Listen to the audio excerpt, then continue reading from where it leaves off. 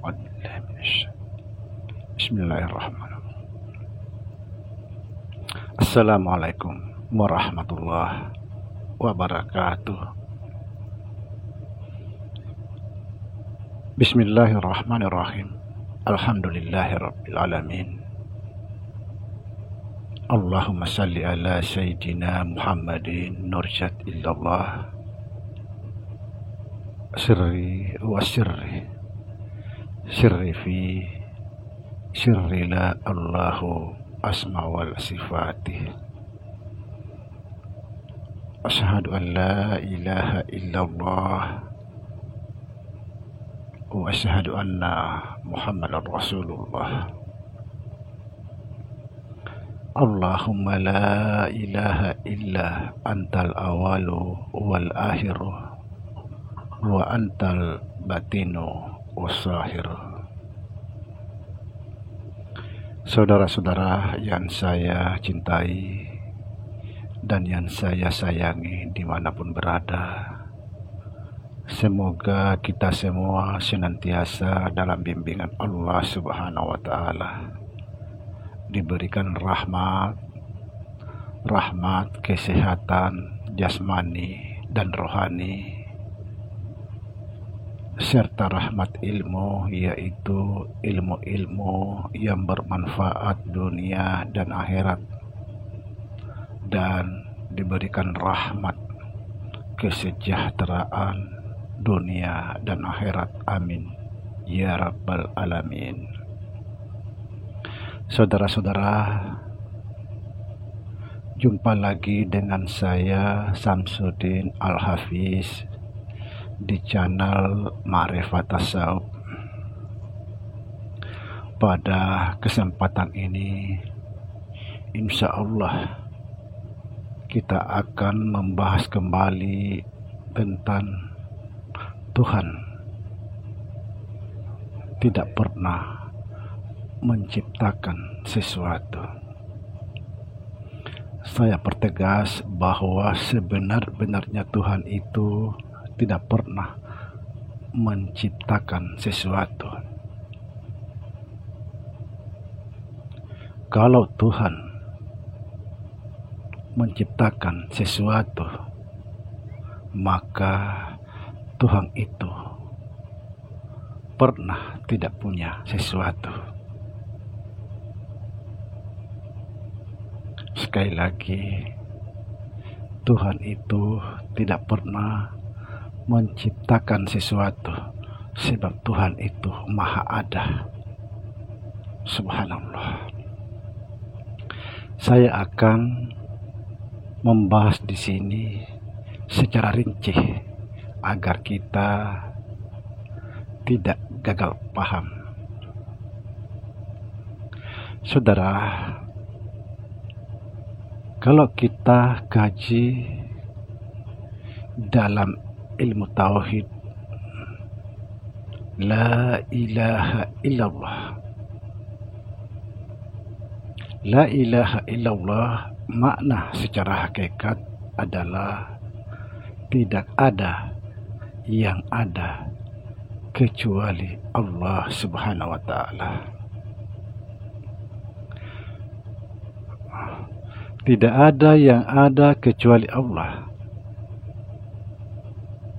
Dan kalau kita balik, selain Allah tidak ada yang ada. La maujudun illallah. Tidak ada yang maujud kecuali Allah. Kalau tidak ada yang maujud kecuali Allah Subhanahu wa Ta'ala, berarti dialah semuanya. Seperti dikatakan dalam Al-Quran Al-Hadid ayat 3, wal awalu wal akhiru wal batinu wasahiru.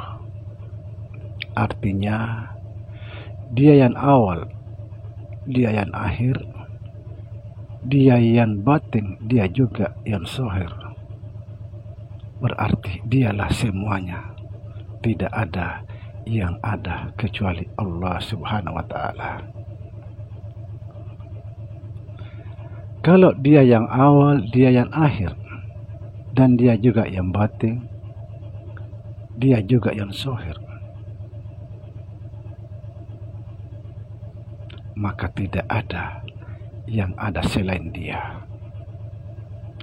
Kalau tidak ada yang ada selain dia, lalu siapa yang menciptakan dia? Ini satu pertanyaan. Siapa yang menciptakan dia? Apakah Tuhan menciptakan Tuhan? Sangat tidak mungkin. Kalau Tuhan menciptakan Tuhan, berarti Tuhan itu banyak.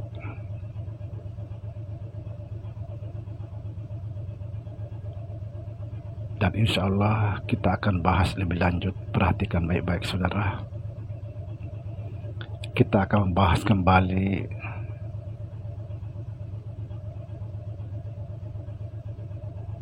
yaitu sebelum ada sesuatu.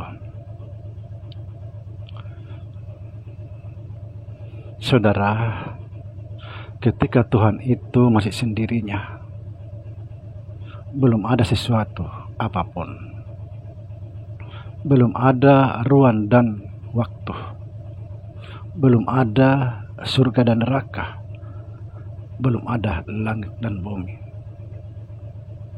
Lalu Tuhan itu ingin dikenal, tapi tidak ada yang mengenalnya, sebab belum ada sesuatu. Lalu dia berkata, akulah perbendaharaan yang tersembunyi.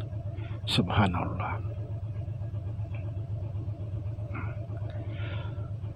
Aku perbendaharaan yang tersembunyi. Aku ingin dikenal.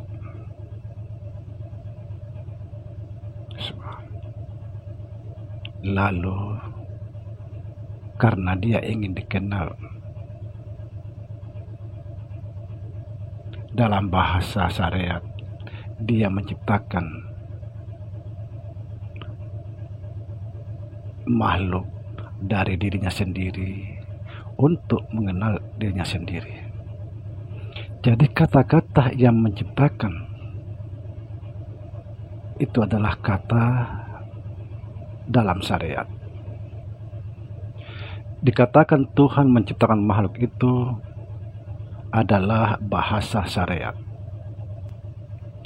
Tapi di dalam bahasa syariat, Allah mentajallikan dirinya, atau Allah mensahirkan dirinya. Subhanallah. Maka disebutlah dalam Al-Quran, huwal awalu wal akhiru, huwal batinu was sahiru. Saudara, Tuhan itu maha ada. Maha ada. Artinya semua sudah ada.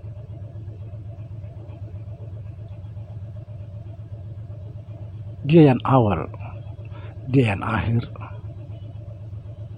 dia yang batin, dia yang zahir. Kalau Tuhan menciptakan sesuatu, berarti Tuhan sempat tidak punya sesuatu.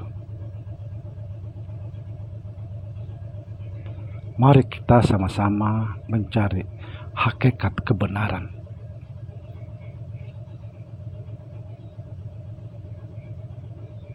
Apa yang diciptakan Tuhan?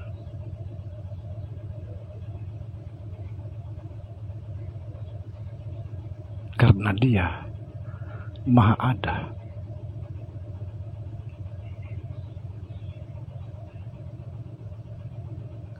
Seperti saya misalnya, ini saya ini punya bayangan. Siapa menciptakan bayangan saya? Saya sendiri tidak pernah menciptakan. Bayangan itu ada karena ada yang ada.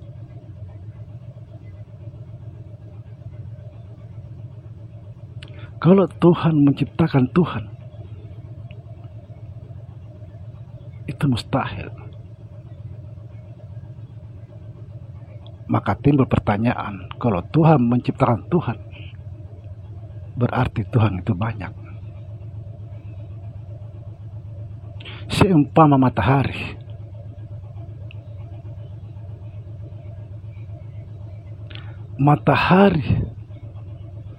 memancarkan cahayanya di seluruh pelosok dunia, sehingga matahari itu terlihat di Amerika, di Jepang, di Cina, dan terlihat di seluruh dunia. Padahal matahari itu hanya satu.